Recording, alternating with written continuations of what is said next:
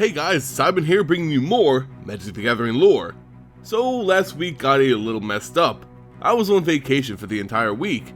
I scheduled some videos to be uploaded while I was away, and of course, the Friday night lore video was lost because I scheduled it incorrectly. But in reality, it was kind of a good thing because the topic kind of went against the story continuity I was trying to go with. So thanks to this little screw up, I can continue with the timeline of stories as I intended while still putting out the FNL this coming Friday. So all's well that ends well. Since I was on vacation, I feel way behind here. Wizards of the Coast has already released a ton of new articles relating to the storyline in Battle for Zendikar, so I really need to catch up. Their first article, which I covered in my video titled Limits, which I'll link in the description, started to give us an idea of how the major players in this story arc will come together on Zendikar. Limits focused on Gideon Jura's struggle to uphold his oath to two different worlds, Zendikar, which is slowly being consumed by the Eldrazi titan Ulamog, and Ravnica, whose citizenry is caught between a senseless conflict between the city's guilds. In short, Gideon finds that the Eldrazi are almost unstoppable, but also finds a small clue in the dying breaths of a Hedron researcher. Something which is called the Puzzle of the Ley Lines, something I'm sure will be very important to the overall storyline. Gideon doesn't know anything about this stuff, but through his connections with Ravnica, he knows one who may. The Living Guild Pact, the Planeswalker, Jace Beleren, who is known for his ability to find solutions where there appears to be none, and solve even unsolvable puzzles, just like this Puzzle of the Ley Lines. The story ends as Gideon collapses from exhaustion at the foot of Jace's office on Ravnica. Wizards of the Coast continued this story with the release of the article titled Catching Up on Uncharted Realms.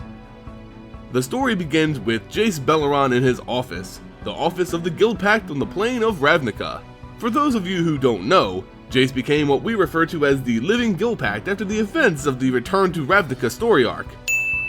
You can check out my video on the original Ravnica story arc, which goes into the details of what the Guild Pact is, but basically it's a magical treaty which binds the guilds of Ravnica together, preventing all-out war in the city. Since the original Ravnica storyline, the magical Guild Pact was replaced with a traditional document, with nothing binding the guilds to it other than their words. So eventually the guilds go back to killing one another, and that's the Return to Ravnica block. We find that there's a secret power under the city, one which could grant an individual the power to end the guild's conflicts by controlling them all. And surprise surprise, Jace discovers it and becomes the new Living Guild Pact. Rather than use his power to basically become king of Ravnica, good guy Jace becomes like the mediator between the guilds, solving conflicts in a diplomatic way. Jace's work is tireless and never-ending. There always seems to be a new squabble or dispute popping up between the guilds. Jace works day in and day out. He feels it's his responsibility to this world that he solve all their problems, and for the most part, he's successful. On a side note, I really like how the writers made Lavinia, who was the maze runner for the Azorius, the bailiff for Jace Beleren. I thought it was a cool nod and a fitting role for the character. As Jace becomes more and more worn out, he starts to care less about the smaller things in his life, like the state of his apartment. We can see that he simply just has no time for cleanliness, as his home appears to be in a state of filth. Along with being very dirty, Jace's apartment is also very secretive. Jace had grown concerned that his position would lead to unwanted visitors, so he keeps his location a complete secret. He and guests enter through magical portals which always change locations so that no one can ever truly pinpoint its location. It's a difficult lifestyle, but Jace enjoys this solitude every so often. One day, the secrecy of his home was disturbed as Jace hears a knock coming from one of the entrance portals. He was paranoid at first, suspicious towards any being which could discover the location of these magical doors. His mind raced and then settled. It most likely was just a normal citizen banging on the wrong door. But his guest was in fact an old friend of his. Okay, so maybe friend isn't the best term to use, but it's all he could muster in his mind. It was Liliana coming to visit. Jace was shocked to see Liliana Vess, the once love of his life who turned to betray him to Nicol Bolas so many years ago. Scars like that don't heal overnight, but Liliana acted in peace, and so he agreed to let her come in. It was insane, letting this person who had done so much harm to him in the past back into his home. Maybe his feelings towards her still lingered, or maybe he just wanted answers. Liliana was always a mystery to Jace. Throughout his life, he was able to uncover even the strongest telepath's most secret of thoughts, but never Liliana. Before ever meeting, Liliana had protected her mind from the invasion of telepaths through the assistance of Nicol Bolas. Ah, Bolas, the evil tyrannical dragon planeswalker, and a major thorn in Jace's foot. He was the reason that Liliana turned on Jace, who she actually had genuine feeling towards.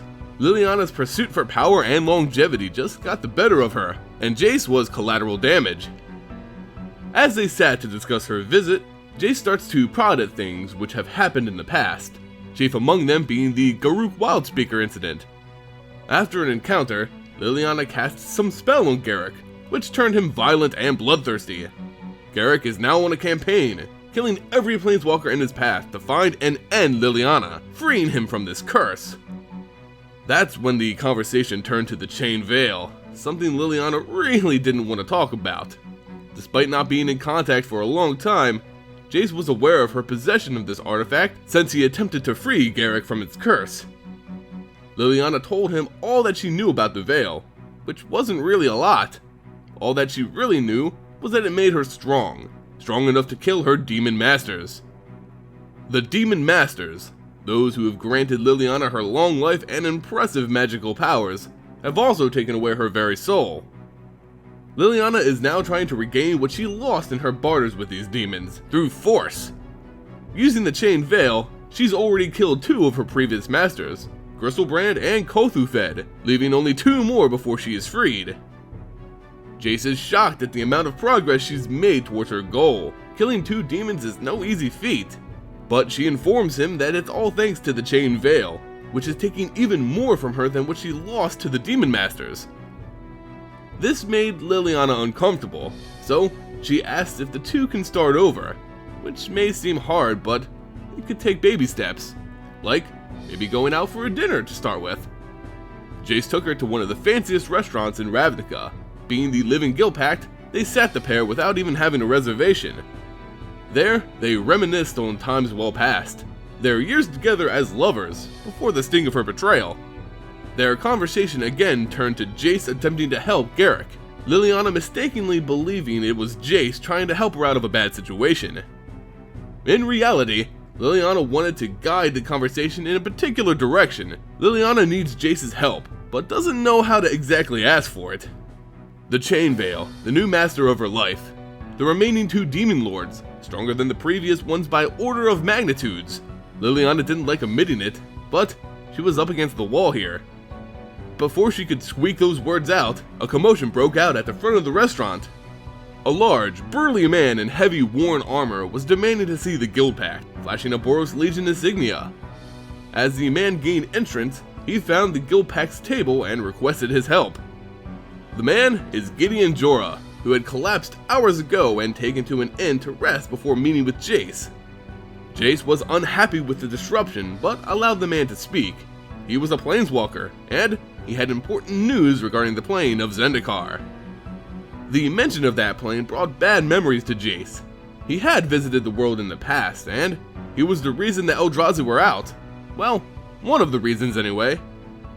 Gideon told of the destruction he witnessed at the Sea Gate, a place Jace knew well. This news troubled Jace, and he wanted to help in any way that he could. Gideon told him about the puzzle, this puzzle of the ley lines, and how it tied to the Hedrons of Zendikar. Jace's mind raced once again. He had heard of ley lines before. They channel mana through the planes, but he had never considered the Hedrons to be used in the ley lines of Zendikar. Gideon tells Jace that if he knows Zendikar and of the Eldrazi, then he knows how serious this is. Jace understands completely, and he feels personally responsible for the Titan's release. Jace agrees to go with Gideon to Zendikar. All the while, Liliana is sitting, holding her tongue, like a prom date whose night has been rudely shortened. At the end, she stands up and walks away without saying a single word. Jace chased after her only to find that Liliana was very much done with Jace.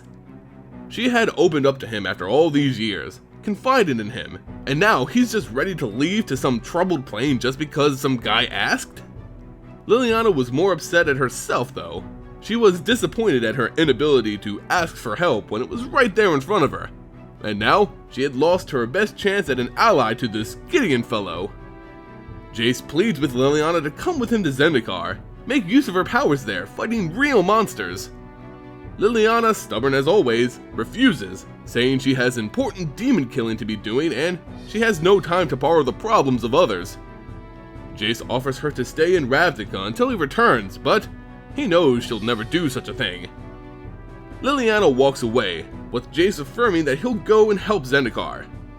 Jace brings Gideon to a healer so that the two can rest through the night. Maybe, just maybe, Liliana will decide to join them in the morning, but Jace isn't holding out any hope. And there you go guys, the next chapter leading into the battle for Zendikar. I actually loved this article. The writing was spot on and it really allowed us as readers to delve into the personalities of some of these characters.